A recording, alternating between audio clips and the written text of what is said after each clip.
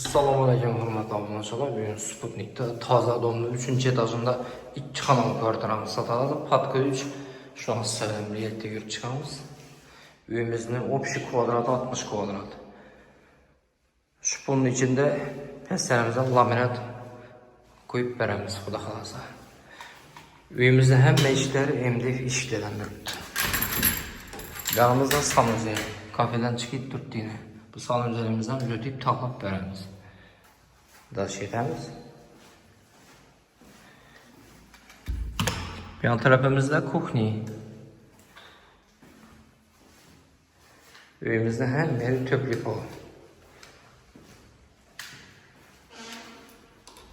Yan tərəfimizdə spalnisi var. Aynalarımız aqua.